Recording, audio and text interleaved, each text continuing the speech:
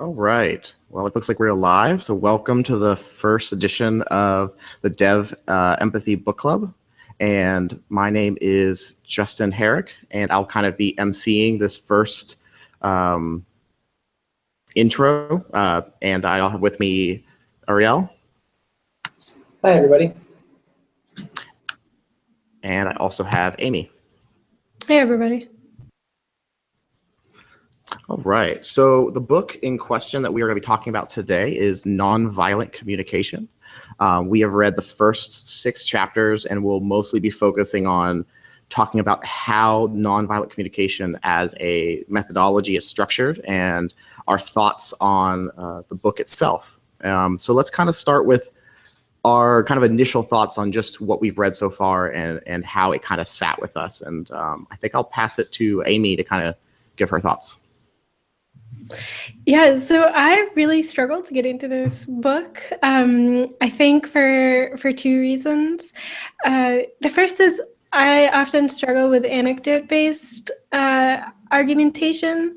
The author has a lot of wonderful stories where I feel like he might be trying to make a broader point. For instance, the first chapter that talks about discussing the Israeli-Palestinian conflict as well as the French and Algerian issues. And so I struggled with the first couple of chapters to really feel like the book was really grounded in something I could find to be practical, but I really came to love the examples that he gave about changing our language and how we can think about the effects that even particular words have on how we present ourselves and how we help others understand what we really want to say to them. Mm-hmm. Yeah. Ariel, what do you think, or what are your initial thoughts after getting into it? So it's definitely been an interesting experience. I mean, the first thing that I can say about this book is, it's one thing to read it. It's another thing to watch it. And actually, the author has a whole bunch of videos online that you can look up, and you can see him actually working with people using the process. Once you read through the book, you can kind of identify the tools and techniques that he's using. How that integrates with body language, which is something that's very hard to write about in the book. But then there's another level, which is to actually practice it. And one thing that I've just found with going through this book is looking for opportunities to experiment. The last few days, I've been kind of like looking for chances to try to give feedback. It's like trying to give negative feedback for the sake of using the tools here and seeing what happens. It's a whole different experience when you actually try it out and you try to apply it. And I think that's where the real learning happens. At the maximal level. Yeah, I really would have loved to have the exercises at the end of each chapter have the option to now, given this statement, like reframe it. And I think you can do that with the options as given. Definitely you can, if you think it's not necessarily the best way to communicate, you can then try before you read the answer to reframe it in a way that is in line with NVC. But I think I agree with you, Ariel, that making this come into practice is really where the rubber hits the road. And I'm not sure reading the book really got me that, but I'm excited to start trying. Yeah, I almost want to say I'm kind of in the middle. I would say my arc with the book, at least the first 6 chapters, is kind of similar to Amy's, but I started off in a weirder spot, which is just being completely honest, which is something they encourage in the book. I was like, oh, cool, a book about nonviolent communication. This is going to be level 101, yada, yada, communication, very fluffy, very hand-wavy. And I kind of just dismissed it before I got into it. And I ended up like immediately after the first chapter being like super into it and be like, yeah. And I just kind of kept reading and kind of consumed the first 5 chapters in a single sitting. But then I did have like the other side of that roller coaster where I started to cool a little bit when I was, talking to my wife and some of my coworkers about like, hey, I'm learning this process of communication. What do you think about this? And there is some interesting, you were saying, Ariel, there's an interesting difference between reading it in a kind of a theoretical, anecdotal way, and then applying it with people you know in your life. And then how does that where does the rubber meet the road there? Which, again, was a roller coaster of emotions, but I don't think it dampened me too much, but it kind of put it in a different perspective. There's definitely some active participation you need to play in there. I really did like the activities at the end of the chapters. Strictly from a pedagogical perspective, it was really interesting to see someone trying to convey this like model of thinking about the world, but also giving you some type of a way of reconciling it with the author. That was just a really nice way to kind of convey information with, hey, this chapter's over. Let's see how, if you think the way I thought you should think, and it's over. Yeah, one of the things that really made me realize how much the author takes this approach into everything that he does is the way that the answers to the exercise questions are phrased. Yeah. It's not just no or yes, it is we're not in agreement or we are. And it was just such a lovely little moment of like, absolutely, that is how you apply this to this kind of discussion. But it's not one I would have expected. Yeah. It's a little meta, right? Mm-hmm.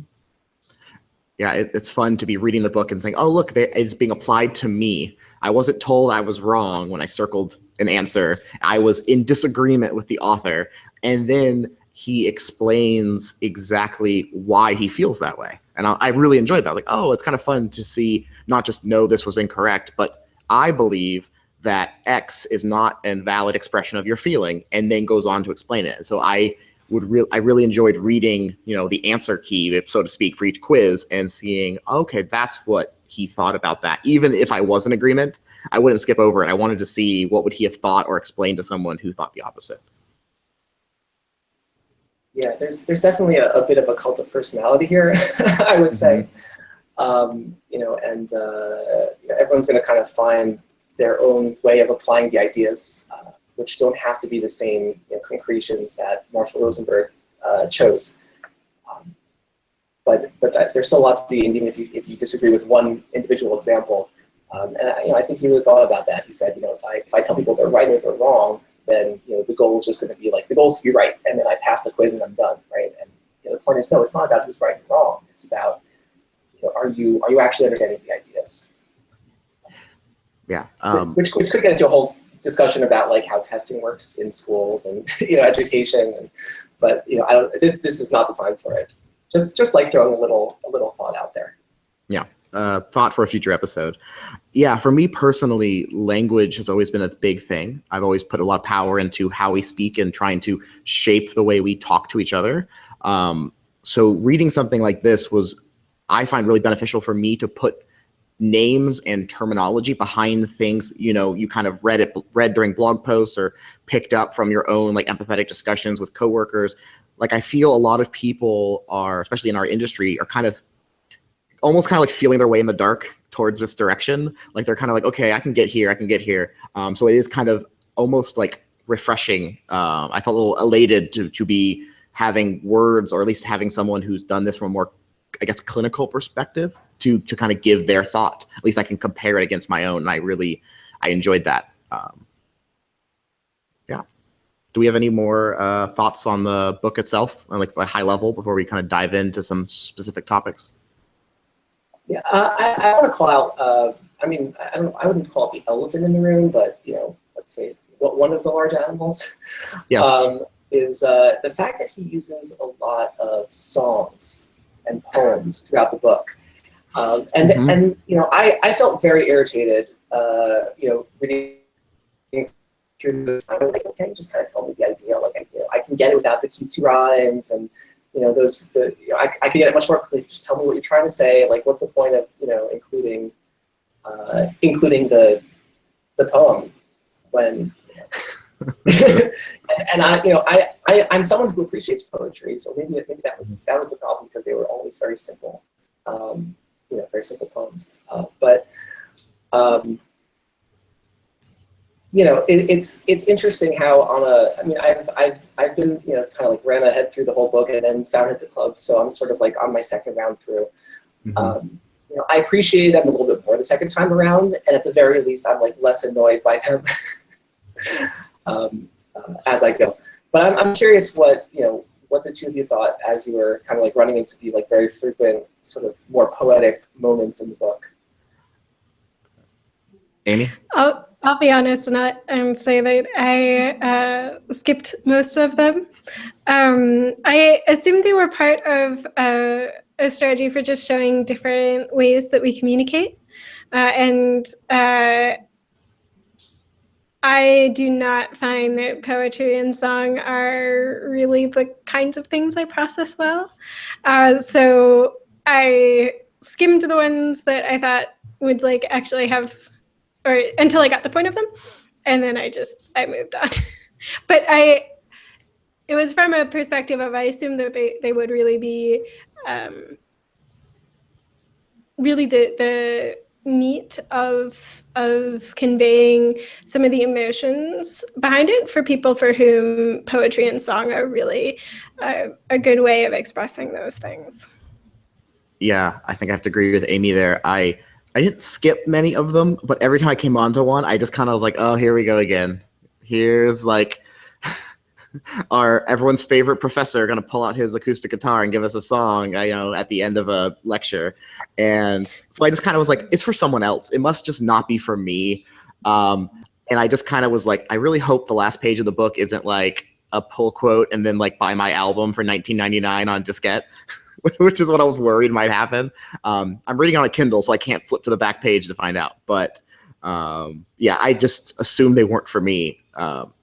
Although I will say, in contrast, I feel like besides the main content of the book, there are these two kind of standouts. There are these songs/poems that appear, and then it feels like almost every major paragraph has a like pull quote, almost like in a magazine, where it's like a summation of that like last paragraph or two. And I had like the opposite reaction. I was like, yes, this is for me. I love that at the end of every paragraph or every couple paragraphs, you get the one sentence like summation of it, because I would just like highlight all of them. Like, yes, I agree with this. So I really liked the kind of the condensed version. So maybe it was an intentional appeal to multiple reading like communication styles. Yeah, I do think there's something to be said for using a variety of communications means when you're talking about emotion, because words on a page are such a poor substitute for the full effect of in-person communication, where you have tone of voice, you have body language, you have the ability to read the reaction from the person you're talking to. So I think personally, I found only a small section of each chapter to really be the right way to communicate with me. But the three of us are probably more on the detail-oriented, at least. That's too much of a stereotype for people who are in programming, but I think I shared some of your feeling, Justin, that I was looking for that one sentence that would summarize things in each paragraph and be like, all right, this is the fact, this is the meat of it, versus a lot of the content that was, let's say, a conversation that he had. I was more like, I don't need to hear like your discussion with someone that like cut you off in traffic. It happens to everybody. Yeah, definitely. Ariel, anything? I don't have much to add on that. I guess the only thing I would say is just maybe to call out a positive here, is when I'm hearing the reactions here, I'm very happy that there are no like, oh, those songs were kind of dumb, or those songs were like annoying. It's like that wasn't the right way to communicate to me, which I think at least that means that we've actually been reading and paying attention, because something got through. We're talking about it in terms of our own needs, and how the book did or did not meet them. So Yeah. good for us. Yeah, good. We're learning. Yeah, so I think that's a good spot to move on to some of the specific topics that we had kind of individually pulled out as something that we thought was worth bringing up. And the first one I thought could be good to talk about is this idea of value judgments versus moral judgments. And Ariel, it was something you had specifically brought up wanting to talk about. So could you go more into what part in the book that kind of spurred this idea, and what about it you'd like to go into more detail about? Sure. So this was sort of like, I mean, I have like, my quote list here I'm looking at, but it's, this was like really early on in the book that it comes up. It's like, I think I have it written down as page 17. If you have a Kindle version, it doesn't help you very much. Essentially, this was something that really bothered me initially. I'm sort of like, okay, I heard really good recommendations about this book. Like, I want to, read through it. I want to give it a fair chance, understand the ideas. When I got to this point of value judgments versus moralistic judgments, right? So the idea is basically, maybe I'll plot a good quote. He describes value judgments as qualities we value in life. So honesty, freedom, peace. Whereas moralistic judgments are things like violence is bad, people who kill others are evil. And basically what he was saying was, stay away from moralistic judgments, just focus on the things that you value. So instead of violence is bad, say I am fearful of use of violence to resolve conflicts, or I value resolving conflicts through means outside of violence. So that's really hard. That's really hard to kind of take in. At least it was for me, because we live in a society where we might even spend most of our time making certainly certainly my Twitter feed looks like this. If you look at the news, it's all it's all full of it, right? It's all of these moralistic judgments in the way that he's defined it, and I think they're very close to our hearts, right? Is trying to identify who's good, who's bad, or what actions are good and bad. Calling people out for actions that are bad, and to have this idea of, well, don't do that. Instead, focus on value judgments and talk about how, well, I would have been happier if instead of doing X, they would have done Y instead. So it's I don't have it fully sorted out yet personally, but for me, it's been the struggle to say, hey, is this something that I can agree with? Is this something that I'm not comfortable with, or is this something that is relevant sometimes but not others? Yeah, I too stumbled at that point. I actually stumbled a little bit earlier during the introduction, the foreword, where the person who was writing the foreword said, for people with the book, it's forward, page 15. The only way to resolve all violence is to give up your story. No one can be enlightened who still has a personal stake in the world.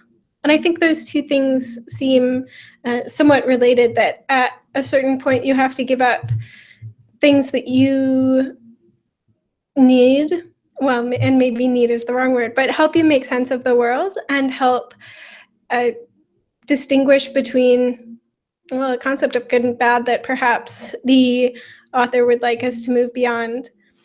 The thing that made me happy to continue and really appreciate his line between, or his distinguishing between moral statements and value statements, is bringing the concept down more to a practical level.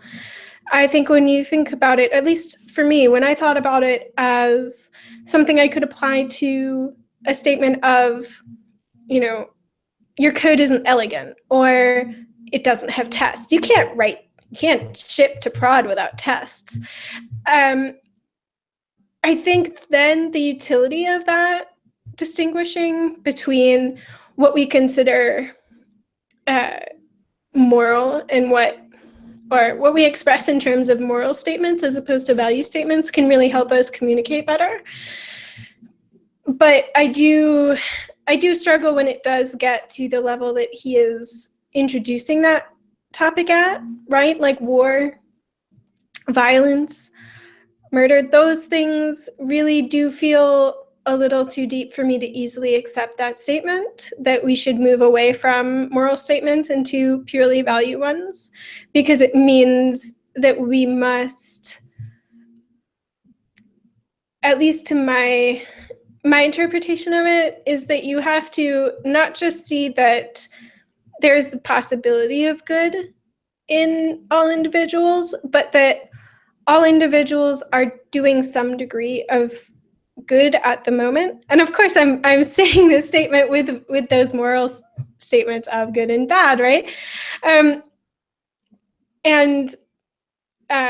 Yeah, so not only is it baked into how I think about things, but it's also really hard to make the assumptions about all individuals, even the ones that not just I'm fearful of, but that seem to cross a boundary that I am not willing to give up the fact that that is a boundary that you just don't cross. Yeah, I to start from like a pedagogical perspective, I find it interesting that this was like really early on in the book, because I was like, whoa, this got really heavy really fast. Like it got really heavy. I was like, whoa, okay, we're gonna get really into this, and that did make it hard to kind of accept. Yeah, it made it feel a little bit like I had wandered into one of those like weekend rent out a conference room, and it's not going to be a cult, but it's going to be something that just does not quite feel right. Yeah, and I feel like in general, after hearing both of your opinions, I feel like I came away from it a little bit more positive than either of you did. But I think that's because it kind of lined up a little bit more with how I had been approaching life already.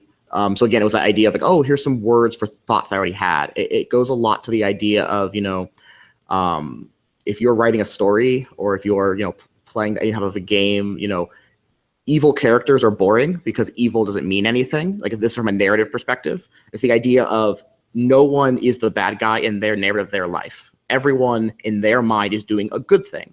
So when we make moral judgment, we're making basically, to use a lack of a good word, it's kind of like moral relativism, because that person's morals don't relate to our morals, and you have conflict because you say what you're doing is bad, and they say no, what you're doing is bad, and then you have to have a conflict, because if you've decided this person, there is no recourse for them, they are bad, then the outcome is violence. And it's been an interesting thing for me. I agree. I feel like I'm in both of your camps. I'm with Ariel that like I don't think I've entirely grokked it in a way that I can eloquently explain, but also I'm with Amy in that if I apply this to practical life applications, it works perfectly. It's really good for like, hey, the person that cuts you off in traffic is not a bad person. Like something went wrong. Like that, like it goes back to like an Occam's razor kind of idea where it's like, what is the simplest explanation? The simplest explanation is they're having a bad day, not that they are just out to get you.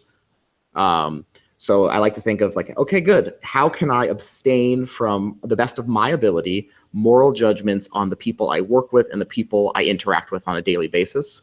And I found that to be a refreshing, I guess, reminder to be conscientious. And I really enjoyed that. Yeah. I think as I made my way through this book, I also happened to pick up a book about Robert E. Lee and his legacy as the grandson-in-law of George Washington, who had rebelled against the British, and then he had that role in the Confederacy, and how he was an advocate for eventual emancipation, and then later became, after his defeat, a real icon for a Southern way of life that does not acknowledge some degree of, or any degree of slavery being part of the rebellion. And it was a really interesting read to be going through as his statue was removed from the circle in New Orleans.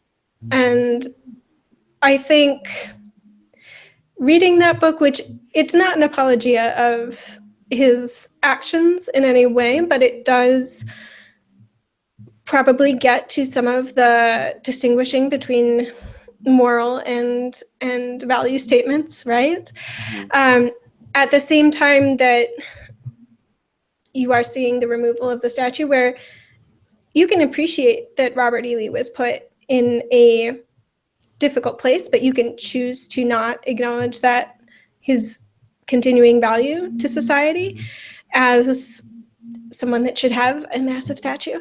I kind of feel like there's something there, but on the other hand, the book makes me really, really uncomfortable. So yeah, I think it's interesting to see. Like, I think there is a way to use this to approach issues that are far more grand than just a pull request. But I think it's difficult and it's challenging, and I'm not sure what the right answer is there. Yeah, I feel like it's and this again, me generalizing, I feel like it's our thought process as developers, or at least people with a developer mindset, to want to like apply this to the whole. Like, okay, well, what would this mean in nth context and nth context? And we want to just run through all the scenarios in our mind, and that's when it's like, ooh, I see a lot of edge cases where this won't work. Yeah. And that's valuable, but I also think, I don't know, sometimes I try to, when I feel that in me, stop myself and then analyze why I think that way, and what is the middle ground there. Yeah. Yeah, I think it was really interesting to see how a lot of the distinction between the moral and value statements can be highlighted when you are a new person or you have a new person on your team. I think a lot of that kind of questioning of basic assumptions can really lead you to find the right words to express value over moralistic statements. And so I think if you look at it in the like most narrow sense, it really is a useful concept. But I agree with you. Like, I want to expand it to fit everything, because that's how it's being presented in the book. Given that it's not presented as, hey, like, let's talk about how you speak to your children or your spouse or your coworkers. It's presented as, how do you speak about war and violence? But that doesn't mean it's not a incredibly valuable thing for us as developers to think about. Yeah, I think for me, this was, I would have, I appreciated it not as like, okay, I'm just going to give up all my, moral beliefs now. I think of it more as a corrective, right? You have this really interesting tendency to want to jump and associate everything with with the moral category. Again, everything has to be good and evil.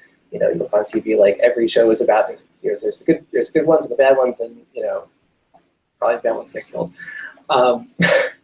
It's very deep in our in our psyche, and it's, I think it's healthy to just take the opposite perspective just for a bit and say, hey, what if we didn't think that way? What are those we can kind of like step back and acknowledge, well, these aren't really moral issues. So as an example of that, actually, I had an experience this week where I forget what I was working on, but basically I ran into this this really good, it's like a very long article called "How to Report Bugs Effectively."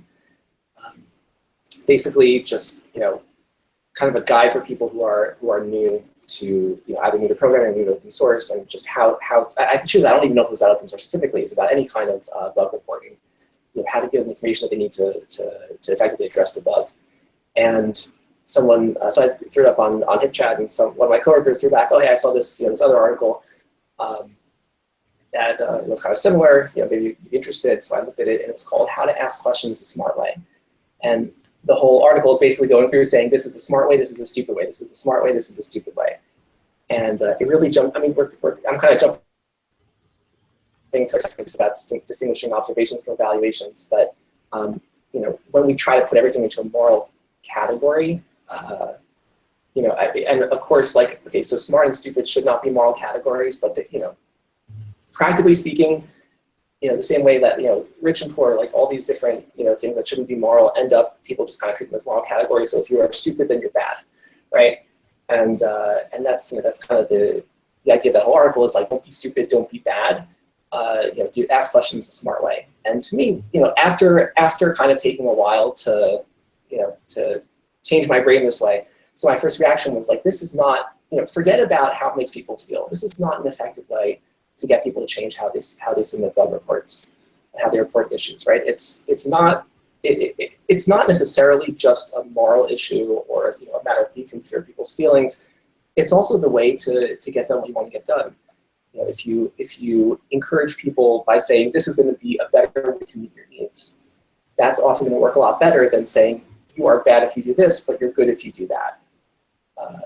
Because yes, that does maybe encourage people to do things what you define as the good way, but they're not going to feel very good about it, and they're going to probably do it the bad way while you're not looking. Yep. No, I definitely agree with that. Yeah. Oh God, moral judgments are tricky. Again, we could talk about this all day, so we'll probably kind of wrap up, move on to some of the other really good topics. But I guess two small things I had while we were just having this discussion, which is part of me, while I don't believe just if everyone read this book, it would change the world, kind of like the book postulates, it kind of like gives you like a weird under the covers thesis, only if everyone knew this, things would be better. I don't agree with that, like as a blanket statement. But after reading, especially these first couple of chapters, I was like, I do wish everyone had this. Like if this was something that was taught like universally and in education as you grew up, like people would have so many more tools at their disposal for having the ability to communicate with someone effectively. It wouldn't change the world. We'd be in a lot of the same bad situations that we're currently in, but we wouldn't. We would at least have we'd have the knowledge base about how we decide to talk about these things. And I think that would be super interesting because I do wish I have a bunch of people I'm going to give this book to, not because it's going to change their lives, but because hey, look, there's a way of thinking about things I think will help. Because there's a weird I don't want to say a slippery slope. Maybe it's like a slippery elevator where it's like, okay, we make these like generalized moral judgments, which leads to the idea of someone deserving or not deserving something based on that, which leads to us applying it from a grand scope to this minus scope, which is how we get to, this is a bad person who wrote bad code because they're a bad developer. It's like, no, they're a person trying their best or not trying their best, but we don't call them bad for it, but that sinks into our minds because it's everywhere. Like you said, it's on every piece of media that we consume. So it kind of just permeates. And it's almost like this is the groundswell version of trying to reject that at our personal level outward, which I kind of liked. But I don't want to cut anyone off. So does anyone have any final thoughts on that before I move on to the next one? I don't have like a great final thought, but I did have this kind of realization as you were speaking about this. I gave a talk recently at RailsConf where I spoke a lot about good code, and good code is actually a moralistic judgment. What is good about it? We don't mean what do we mean by good, right? Mm-hmm. You think of that in moral terms. You have to write good code because that's the right thing to do. And I guess the talk that I gave does kind of address that, but the idea is pretty straightforward. I can say here too, which is just good code should be whatever is most effective at solving the problem, given the nature of your conditions. That's the only kind of good that we should, and maybe we probably shouldn't even call it good. We should call it effective code, something like that. Yeah, that's what I got. We can, unless Amy has something, we could jump to the next thing. Yeah, let's move to the next one. Yeah, let's do that because I could keep talking about that and we'd go around in circles forever.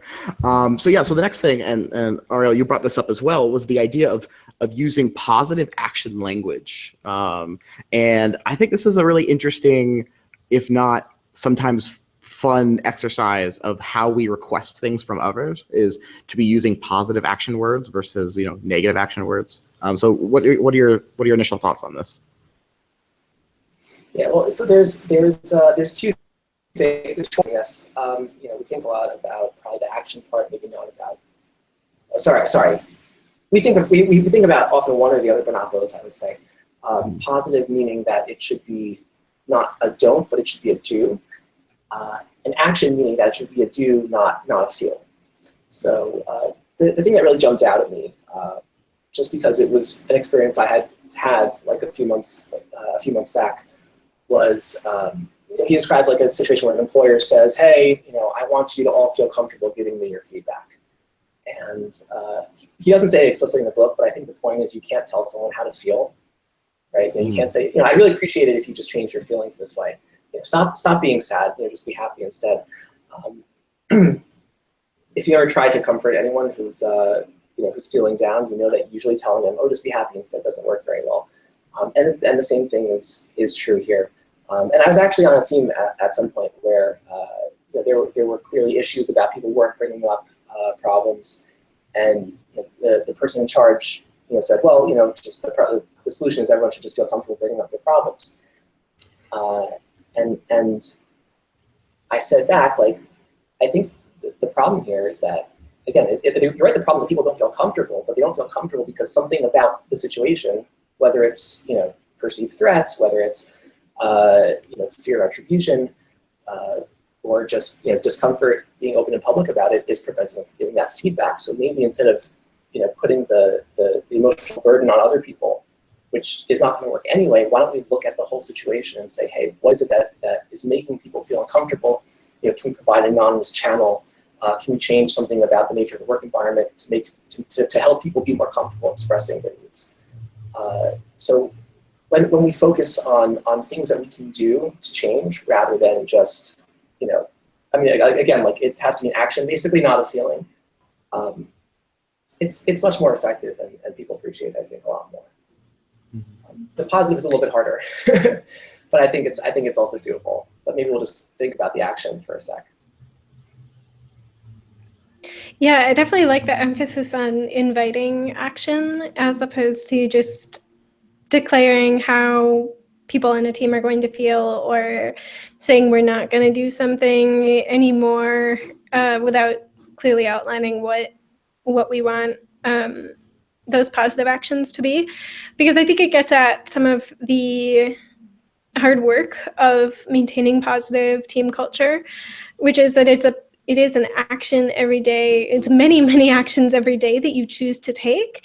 It's not that somehow you magically obtain team bonding level 53 and suddenly people are no longer doing negative things. It's that you consistently invite people to express themselves. You consistently act in a way that makes sure that people feel like their opinions are being heard, even if the solution they're suggesting isn't going to likely work. It is that you react with pulling out the positive there and expanding upon it in a collaborative way, and making some degree of making all of what they're feeling heard, and pulling out the positive things that they're suggesting, and finding agreement there. I think one of the funniest things I've seen recently is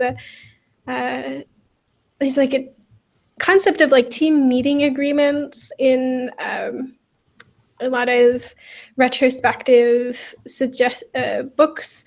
I think it came out of some of the initial agile processes discussions, and it's statements like, we're not going to interrupt each other, and we're going to be an open and inviting team. Okay, that's great.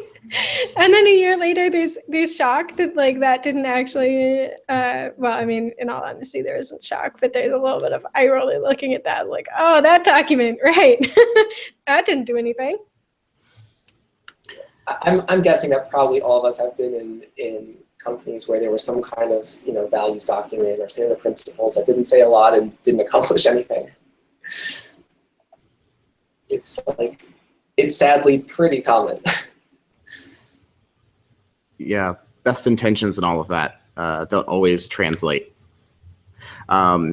Yeah, this was really interesting. So the positive action language, I tended to really like, again, from a like geeky language is cool kind of a perspective, which is like, okay, how we frame things is super important. And from like a grander level, I kept getting the feeling that so many of these tips, tricks, like ways of doing things in this nonviolent communication methodology is basically be explicit, which is so interesting because what's also in this book is, hey, humans are very, very well adapted to picking up implicit cues and implicit behaviors.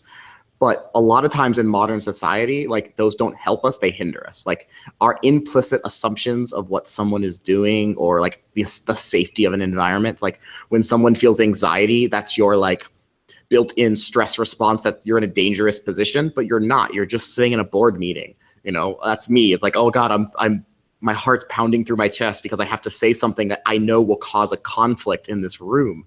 And it's so nerve-wracking.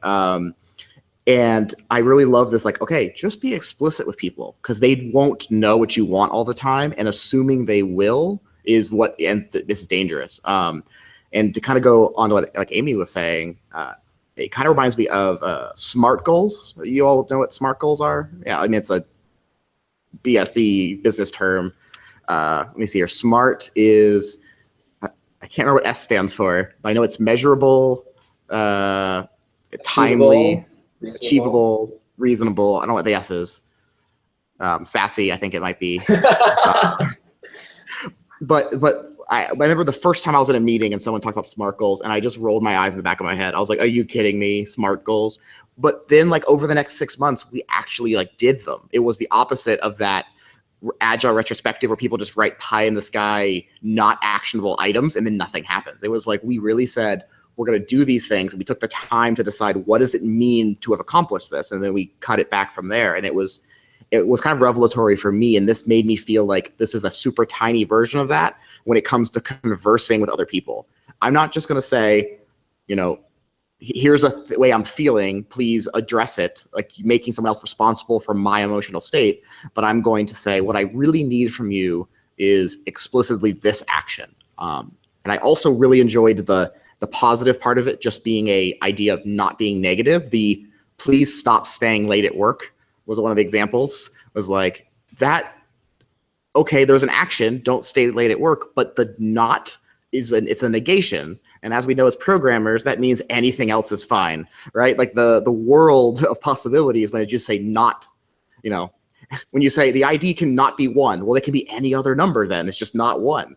You know, if we say it has to be 0, oh, okay, that's a lot more explicit as far as like the problem domain. So I really enjoyed that. And my wife and I were having fun going back and forth using that with each other the rest of the week.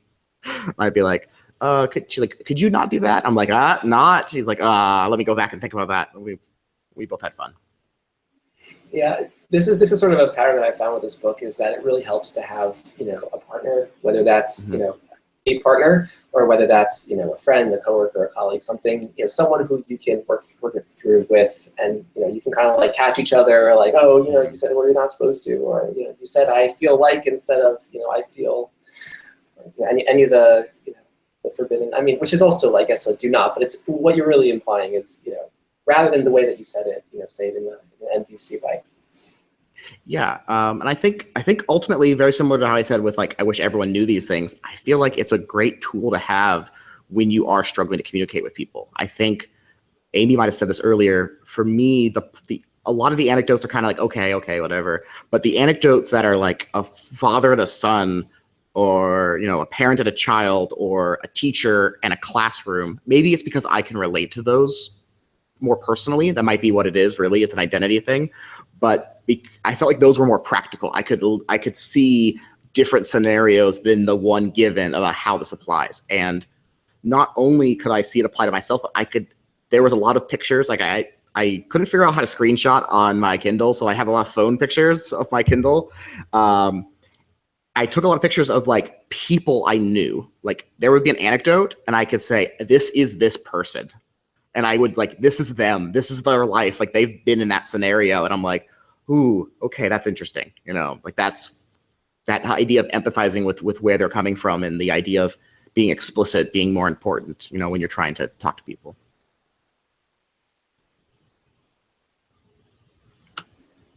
One other thing I marked down on the topic of positive action language was specifically in terms of code review. I mean, that's sort of like everything that you do in a code review is, I mean, it depends how you do your code reviews, I guess. In my experience, it's always, you get your pull request on GitHub, and then there's all these lines of code, and you comment on the lines that you have an issue with. You don't comment. I mean, sometimes you also might comment, say like, oh, cool, thank you for teaching me a new method, or, I didn't know this thing about this language, or, or like, oh, that was like a really interesting way of doing things. I wouldn't have thought of that. Good job. So those should be there, by the way. Just throwing those out. But generally speaking, right, the lines that get the most attention, the most love, so to speak, are the ones that you don't love. The one that have issues with the strategy, maybe style issues, which hopefully made so that you don't have to MVC about whether to use tabs or spaces. But I've been experimenting a little bit with how to use the NVC process in the context of code reviews, trying to think about specifically the positive action language, how to, don't just say like, oh, I have issue with this is going to cause a problem, but say either, if you have a better solution, you can always say like, hey, I think we should do this instead. Is it something that you could consider? Or you can say, well, I don't have an answer, but why don't we talk about it and work something out? So it's still a positive action to say, I don't like this, and let's respond to that by talking through it, right? Let's set up a video hangout, or let's, if you're in an office, which I'm not, let's sit down together and work this out. As long as you have, what's the concrete next step? It could be like, well, I'm not sure about this. We need to get more information from X person. So that is the positive action. But there's always a positive action that you can do to remedy the problem that you see. So thinking about that in the context of code reviews can make it for a much more pleasant process, I think, for everyone who's involved, especially the person who's receiving the feedback, because no one wants to be on the other end where someone says, this is bad, and what do I do? Yes, the least useful code review comment, don't do this. Just one line, no. It's like, I don't know what to do now. Like, you can't just tell me no. I need something more positive than that. Yeah, I think so much of this applies directly to how we do code reviews, or just any type of, even like pair programming. If you do that at where you work, like when you're working with someone, not to do that anymore. Oh, no, what do you mean don't do that? What are you talking about? You're writing bad code. What code am I? You end up with a lot of miscommunication. If you could say, okay, what we're going to want to do is I want you to write, a new test that is fully isolated from the other systems. At least telling them you want them to write a test that is fully isolated can allow them to say, what does that mean? And then you can elaborate. Versus like, don't do this. This is an integration test, not a unit test. And then they go, I don't like. You just open to the ground for miscommunication and passive aggressive nature, and a lot of that could cause additional problems. Any closing thoughts, Amy, before we move on? No, I think this maybe loops back to one of the first things I think we talked about, which is it'll be really interesting to see how we can apply this at work. And I think that's kind of where the rubber meets the road. And I think it'd be interesting to see how effective or not effective it would be. Yeah, agreed. I just wanted to throw out maybe like a practical exercise, which I think might be interesting, just to kind of like give a situation, how would you respond to it? So it might be a little hard for us because I think we've all kind of been in business for a few years, but so it happens every so often, right? Where you're the junior program exercise, and you see that the senior is just kind of like wants to get things done, and like you're not really learning a lot, even though kind of the point of pairing you together was so that you could learn. You basically want to tell them like, get your hands off the keyboard. that's like the thought that's in your head, right? You have like a negative action language that you have in your head. So if we're trying to describe, if we're trying to speak to them in a way that's going to encourage a more effective pairing, and we're trying to tell them what they can do rather than what they shouldn't. So what's the kind of thing you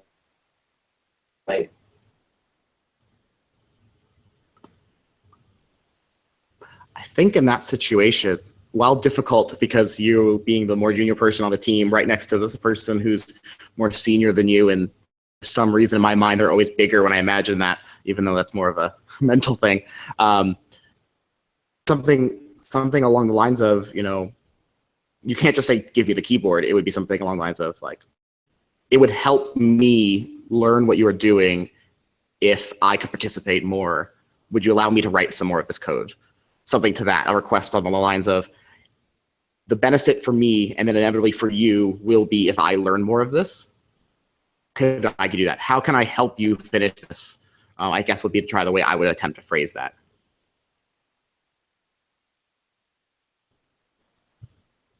I don't know how either of you would attempt. Yeah, that's sort of along the lines that I was thinking, meaning to specifically. I mean, again, it depends what you're trying to do. I mean, you could have a situation where, let's say, the junior just like hasn't done that much pairing before and maybe doesn't know how pairing is supposed to work. Just pause for a second, because I don't see myself learning very much. I think it has to do with the fact that I haven't been I haven't had the opportunity to type very much. I'm mostly watching. Could we maybe just kind of talk over how we can make this pairing more effective for the two of us? So it doesn't even necessarily have to be like, I know what the right thing to do is. It's inviting the person to a conversation. Right, exactly, without putting them on the defensive. And I think that'll be a good transition to the next kind of topic. But in general, I think a lot of the things in this book are about framing the way we speak to someone else so they don't come off as defensive, which allows us to keep that communication open, which I think is a really valuable thing, because as soon as someone's defensive, you've lost them. There's no way you can carry on a conversation. In the book, How to Win Friends and Influence People, there's a whole chapter on how to win every argument. And the number one step is don't have an argument. Like, you'll always win every argument if you avoid it entirely, because once you're arguing with someone, it's over. And then like all the next steps after that are tailored to make them agree with you so they're no longer defensive. It's not saying assert your correctness. It's over trying to get them to believe you're on their side, because you have to get them to no longer be arguing with you before anything can be productive. So the next thing I wanted to touch on, this will be kind of brief for this one, is the denial of responsibility. So this was really interesting. This was the idea of the I have to. We kept saying, it's like, I have to, like, oh, I'm required. This is something I just have to do. And I found this very illuminating for me personally, just because I had never thought of it that way. I say that a lot. Like, I personally am always saying, I have to do this. I have to take out the trash. I have to do this and that. And I never took the time to critically analyze that is me, like, kind of shrugging some level of responsibility over the way I feel and act because of my assumed have-tos. Which is, I think it's one of those things where I don't know what this looks like once this has entirely sunk in, but I feel like it could be a freeing thing. It's like inbox zero for your for your personal requirements. Any thoughts, Amy?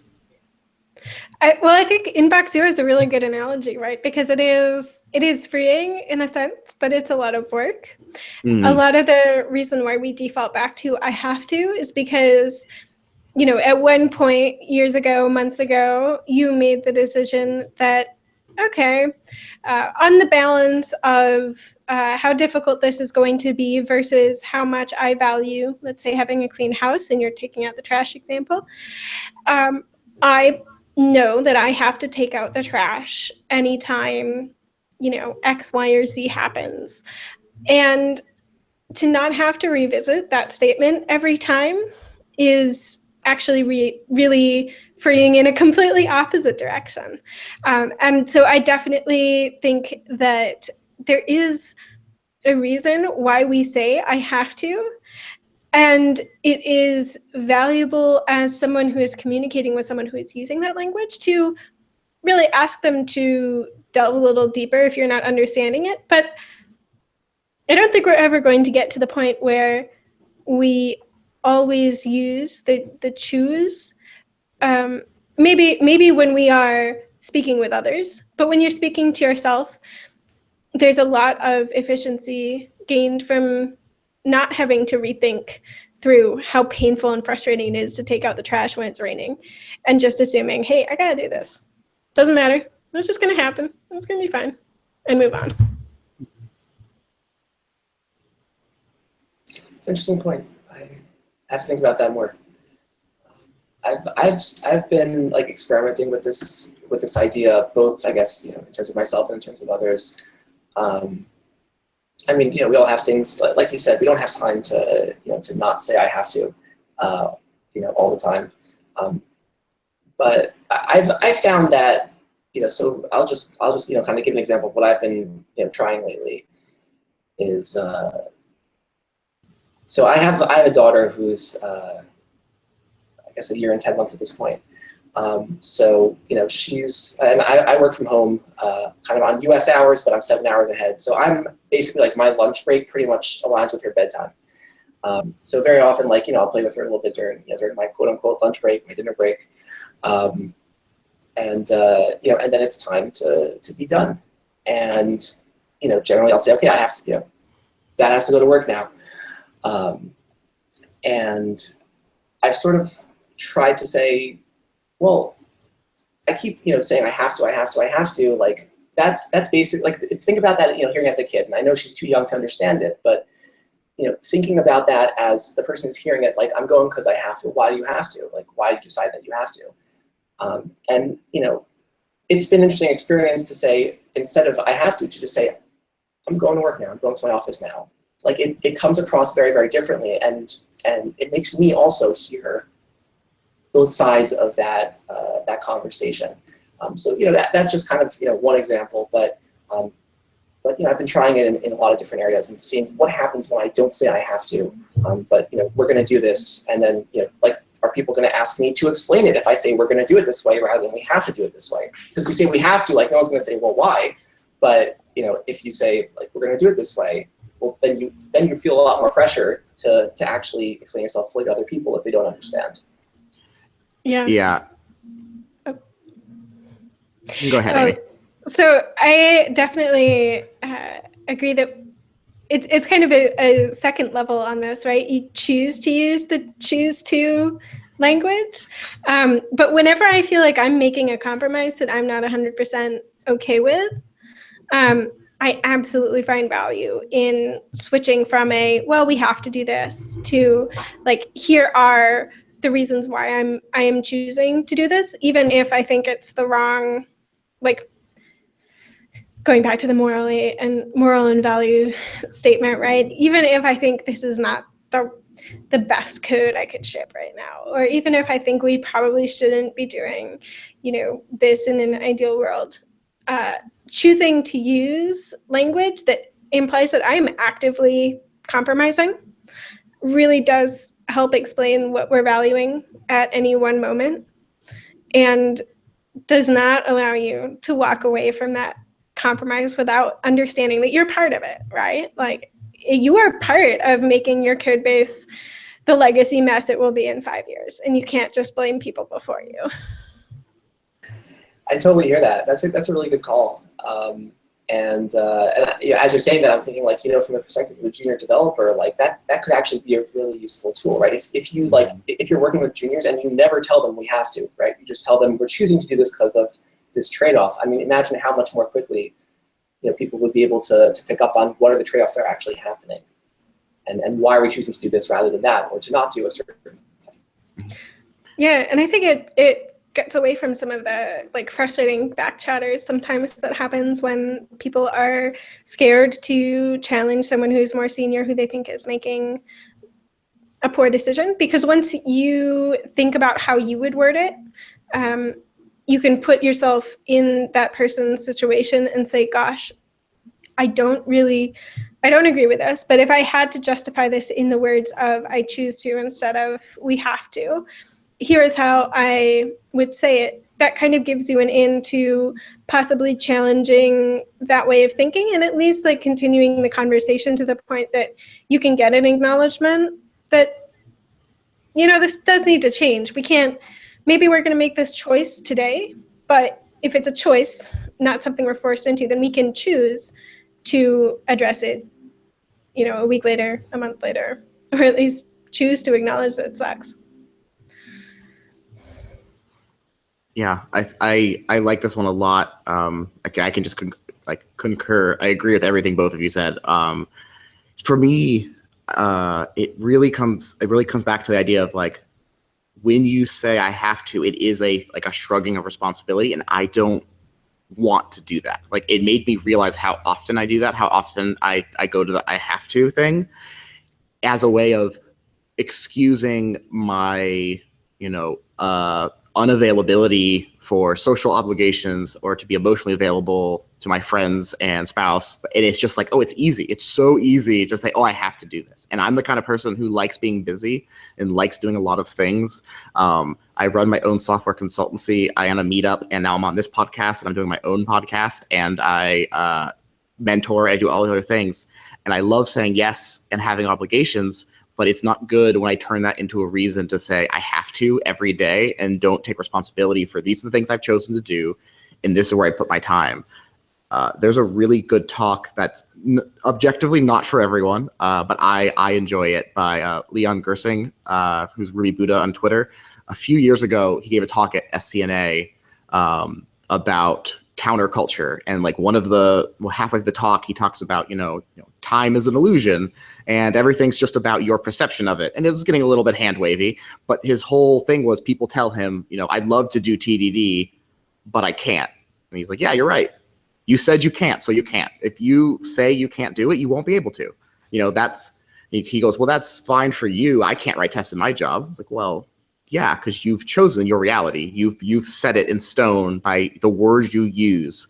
And I think have to is the flip of that. You're kind of concreting this like flexible thing around you with the words I have to. And for someone who, in the position I'm in right now, where I run my own company, it becomes even more apparent, or at least it becomes more silly to say that, because it's like, it's your company. You don't have to work on Saturdays. I'm like, no, I have to work on Saturdays. No, I don't. I really don't have to. But I have made a call somewhere along the lines that has led to that. I need to take responsibility for that. And I really enjoyed that reminder. And I think, like you both said, on teams, this could be transformative if everyone is on the same page of we take responsibility for what we do. And it could help cut down on like passive aggressive behaviors and like thoughts of like, just like appealing to authority and then kind of shrugging off your work. It kind of reminds me of some of the XP values of like, having honest communication with everyone on your team. And like, we don't test because we have to. We test because we know it makes better code, and we've chosen that. So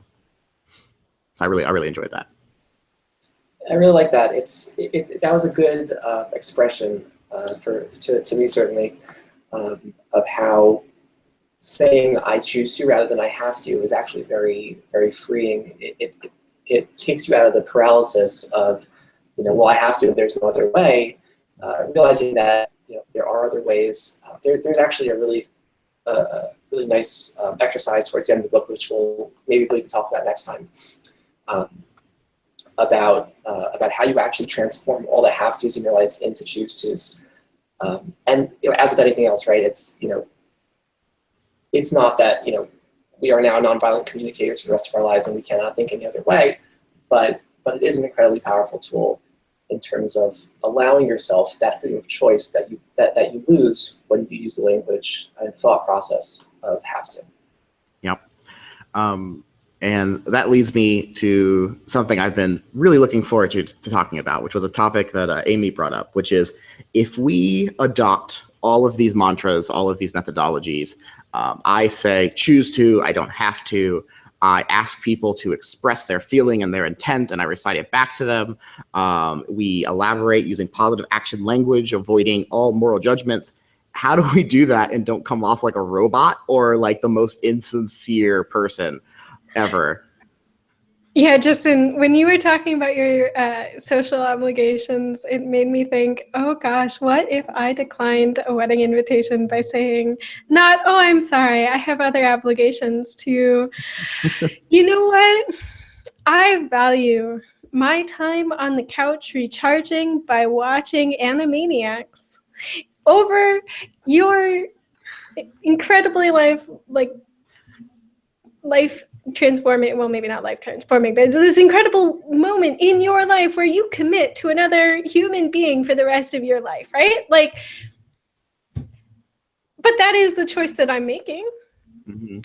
And so, you know, I think it's definitely an interesting balance.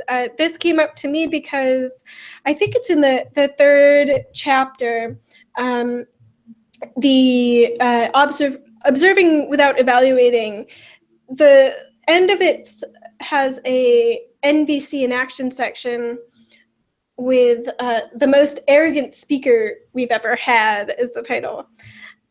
And I had been feeling a little bit of this to a certain degree, right? The author is making some really high level claims about how societies should work and about the possibility of this framework to address some of society's biggest and, well, humanity's most ingrained issues. And at the end of this, the author says, "Would you like me to admit right now that this process can be a struggle for me to apply?" And the person who's challenging the author says yes.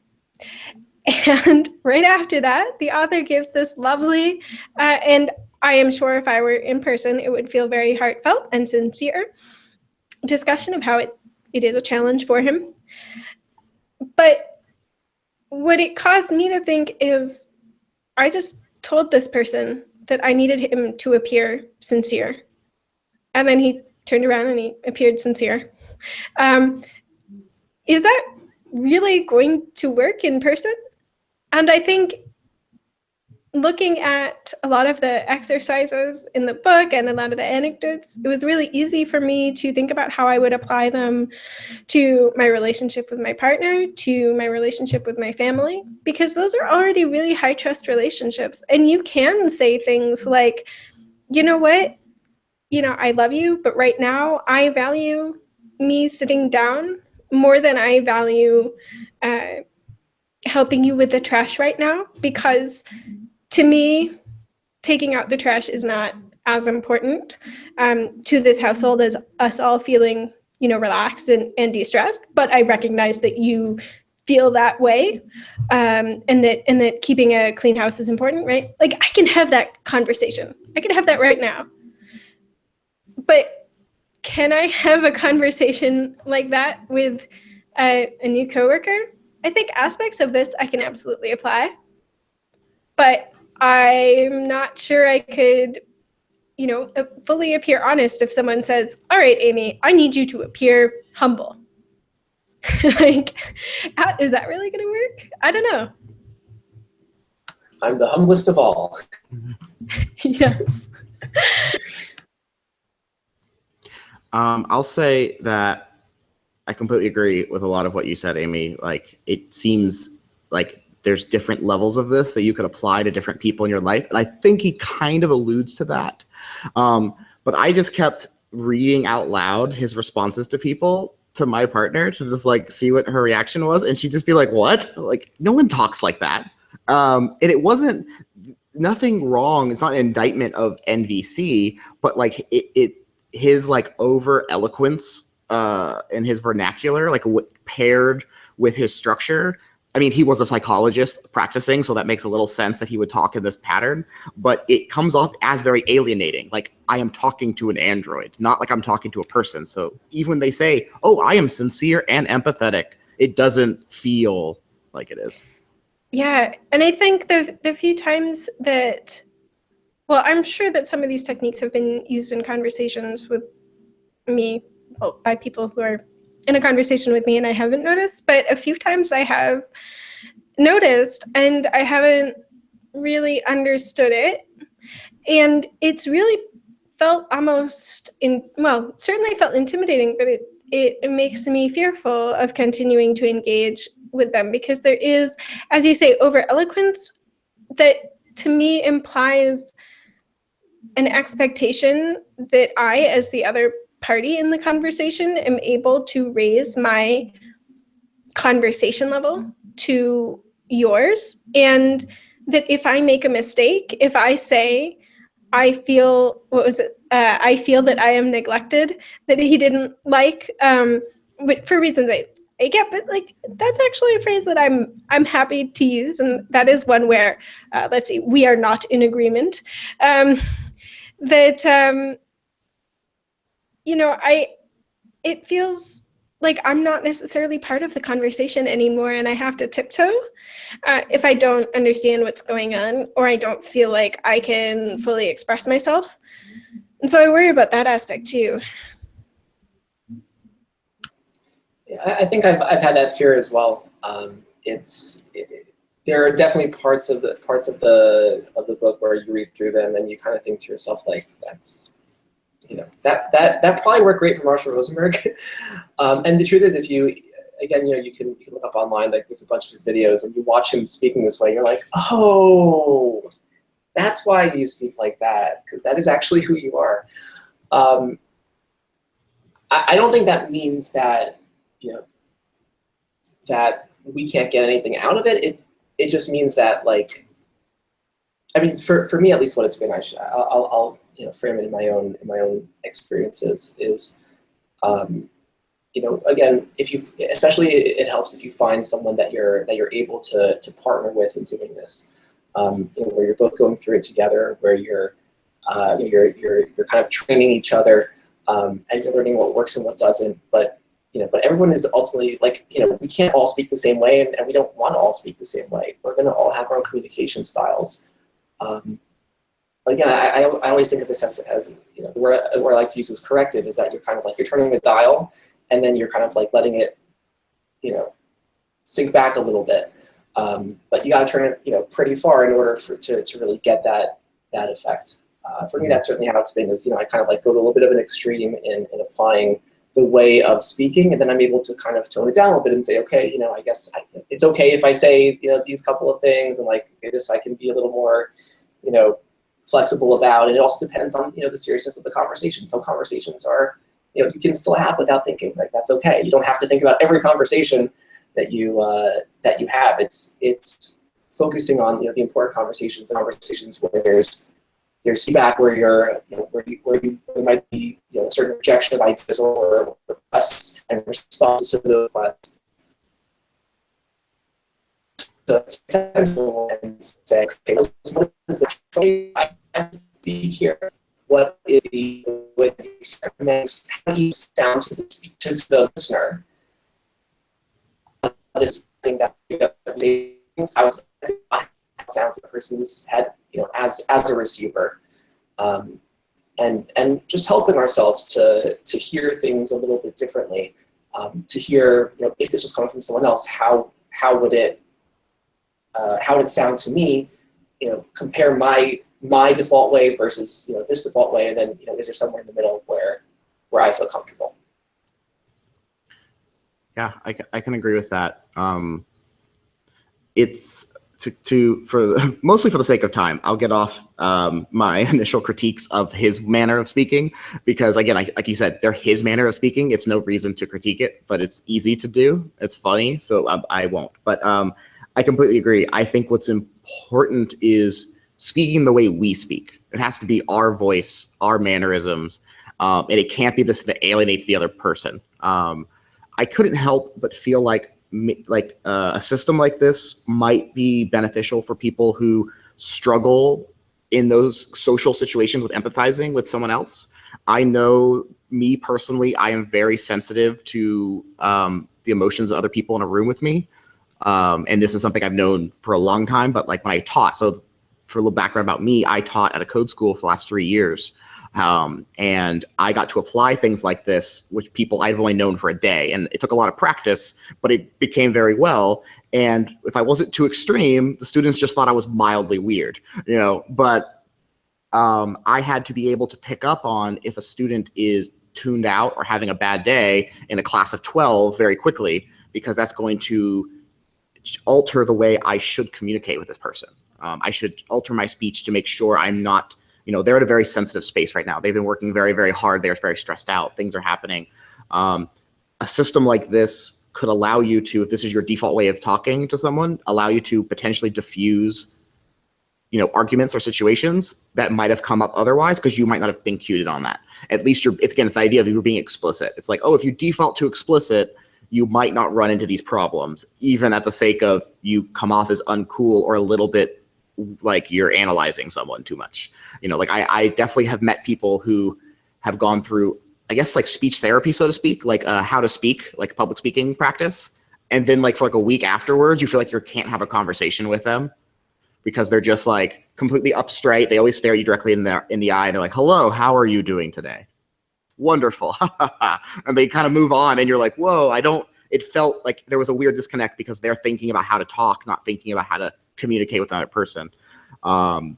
So yeah, I agree with what you were saying, Ariel. I just think practice is really important. Like just getting this down. Once this is kind of your go-to, like it just kind of sinks in, then it probably won't come off weird to anyone else.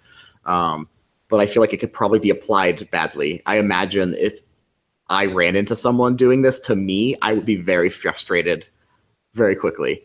Like I would just be like, please stop. And they go, wait, are you feeling agitated right now? I'm like, yes, stop.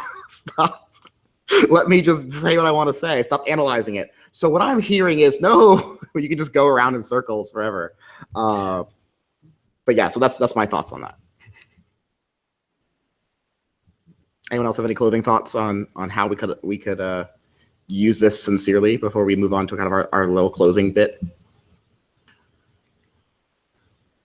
All right, I think we're good then. So we're a little bit over time, but what we kind of wanted to do before we kind of close for the day was do some kind of rapid fire. How do we apply this to software? I think we've done a pretty good job so far of kind of bringing that up as we go with each topic, but I wanted to at least open the floor for if there's anything we haven't talked about, how could we apply this in our teams and in our practices that could potentially or hopefully improve them in some positive, demonstratable, manner. So there's one thing that I'm also honestly a little surprised that we didn't bring up. Not that we should have, but just interesting that didn't come up. Is chat. I mean, I think probably all of us. Correct me if I'm wrong. We spend all day on some kind of chat thing. Could be HipChat, could be Slack, could be I don't know. Anyone using Gitter maybe. Or who knows what other tools, Basecamp. There's a lot of challenges with communication on these kind of platforms, and I'm sure I'm not the only one who has accidentally ended up in a fight when I had intended to kind of make like a humorous comment or express a very, very light criticism or something like that, and suddenly it becomes a war. There's one person I can think of where I made some comment about something, a project that he was a little more responsible about than other people. And let's just say that for the next few months, I was afraid to speak to him. It's very, very easy because you have not, you're not just losing the nuances of body language, you're also losing the nuances of just tone of voice. And it's really scary to figure out how to communicate in those those contexts, especially because so often it's like, well, what about like we're debating a decision or so one solution obviously is, well, if it's going to be anything serious, then jump on a video hangout or a call, whatever your organization uses. But that's not always possible. Sometimes it's an async decision. Sometimes it's it just has to be in writing for one reason or another. Navigating that can be a real challenge. I'll throw out my own thoughts and then I'll open it up. But what I found is, as I go through the book, as I try to apply the ideas, there's a lot of times when I'll be about to write something and I'll think, well, one second, how is someone else going to hear this? And trying to err on the side of not hurting people's feelings, but thinking about how I can get my point across in a way that's not personal. It's not saying this thing that you're doing is bad, but this suggestion I have I'm not comfortable with. Focusing on me rather than you, focusing on the idea rather than the person. that to me, that's been something that's very, very powerful in making these discussions go a lot more smoothly. And it applies in Forepass also, again, focusing on the code, not on the person. You know, a little bit less if you did this, but you know, really thinking now about the chat meetings that applies there, especially considering that because it's not like instantaneous the way that communication is, you can take a moment and think about your reply before you hit enter.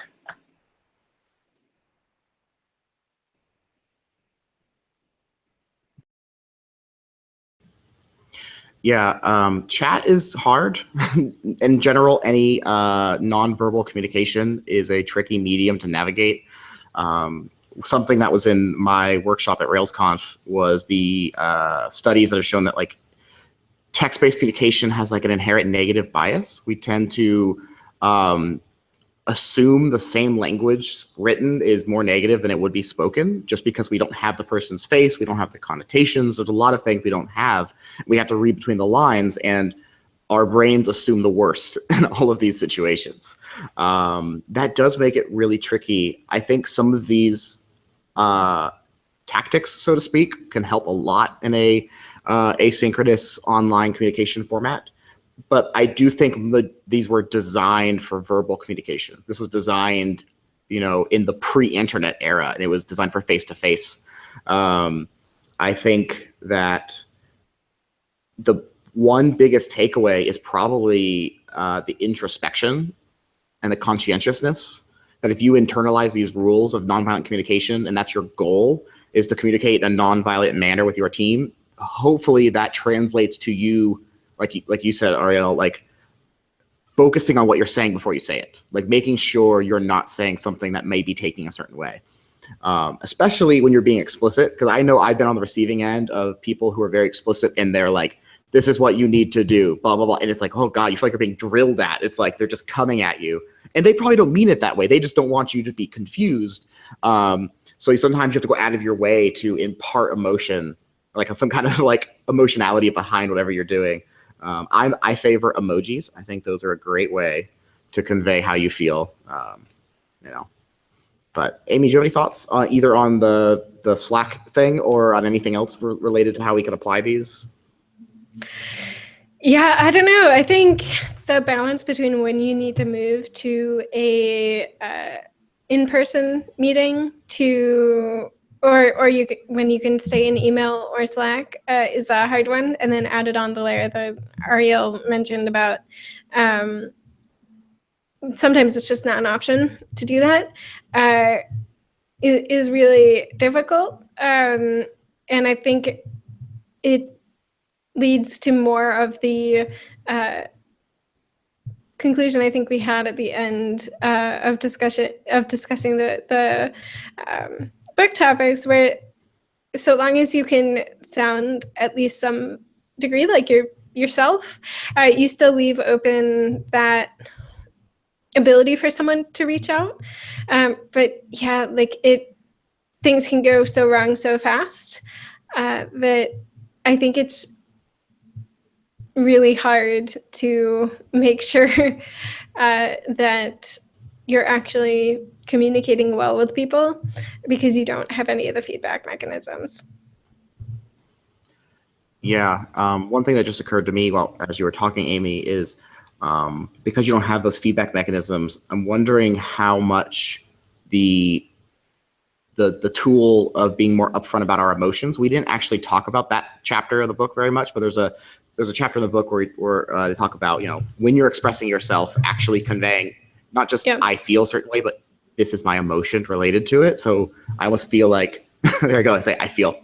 I have a thought that if I was to convey my emotional state during some of this asynchronous communication, even if it's explicitly laid out, it might convey better where I'm coming from, you know, hopefully before an altercation has occurred, you know. Yeah, I think expressing things that would typically be considered things that would make you appear vulnerable is a really good way of de-escalating in any situation and can be really useful in chats. But it is a little hard sometimes to feel like chat is the right place to do that, right? If you say like, you know, that makes me feel really upset, there's no way of, like, if I say right now, you know, that really makes me upset, you're not all freaked out that I am, you know, raging at my computer and about to throw it out the window. But in chat, you have no way of knowing that, yes, I'm upset, and like, maybe I'm going to like get off the computer and like, I don't know, roll my eyes for 5 hours and scream out the window. But like right now, I'm still sane, not sane is the wrong word. I'm still capable of continuing this conversation in a vaguely professional manner, right? You don't have any of those guarantees when you're just typing, right? And so even expressing what you're feeling can be not always enough in Slack. Yeah, I think what we stumbled upon is the fact that communication is hard. And working with people is tricky because, yeah, I've definitely run into that sometimes with like things like Twitter, where I'll have a friend tweet something and my take of it, because they listed how upset they were, is that they are distraught. Like they are just on the floor. And then I see them on Instagram an hour later, like going out for dinner and having a great time. I'm like, oh, I thought you were really upset. They go, yeah, I was angry for like a minute. And I was like, oh, I read your tweet like 3 hours later and thought you were like done for. And that's, again, on my part, I was in an emotional state that allowed me to read that, absorb it, and just be like, oh no, they're so upset. But they weren't. And it's like, we have to like go doubly as far to kind of avoid hyperbole, but also couch our emotional state in honesty, which is so hard. It's like something we don't do. I know personally, I don't express my true emotional state very often. I'm a very emotive speaker, but that doesn't mean that I just go around telling people how I'm feeling. Like I can be happy as I'm lecturing for students, but be very upset internally. And there's a difference between those two. So it's a weird, unexplored grounds, I think. I would just throw in that you're right that that upset is a kind of Amy. You're right that upset is kind of a hard word to interpret, and again, like you're saying, the timing is not always obvious. We don't always pay close attention to like how many hours ago something was. Just on the level of practical suggestion that I found valuable is there's like 3 pages. I forget which chapter it is, but they're the pages that have like a list of words. And I have like, those are marked. I mean, I literally like, I'll be having a conversation with my wife and we'll like kind of toss the book back and forth. Like, I say something, okay, what emotions make you feel? Okay, like, oh, this one, okay. And then, the response, okay, this one, that's the emotion that I'm getting right now. It's really helpful to develop that vocabulary of emotion, because there's actually a lot of more precise words that we can use rather than, happy, sad, angry. Like there's a difference between worried and concerned.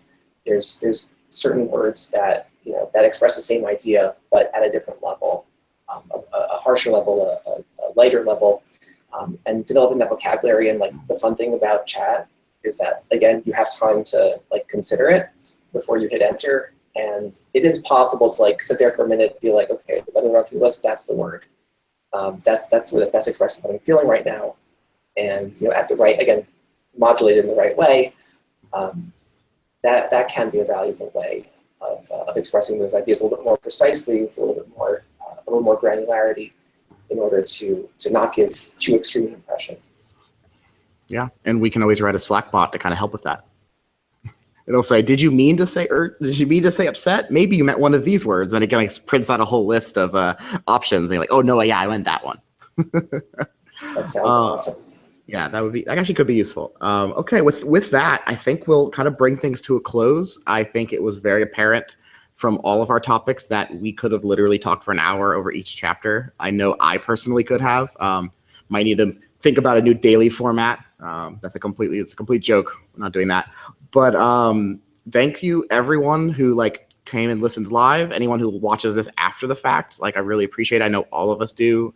I really encourage everyone to go out and grab the book and give it a read, just so you can have your own thoughts on it. Again, the book is Nonviolent Communication, Marshall Rosenberg. And this is part 1 of our talk about it. Yeah, there it is. We're going to do a part 2 about the second half of the book sometime next month-ish. We haven't got it scheduled yet. Ariel's on top of that. We'll figure it out in the coming weeks. But thank you all so much. This has been a great time. I've really had a lot of fun.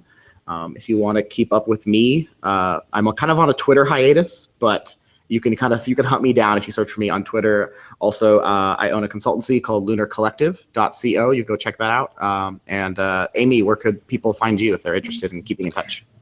I'm at CD Wart on Twitter and all of the things. And Ariel? Yep. I'm A.M. Kaplan. Kaplan spelled with a C. I know it's confusing to a lot of people, but that's where I am on Twitter. And my site is amkaplan.ninja because the new TLDs are very cool. They are a lot of fun. I've wasted too much money already. All right. Thank you all so much.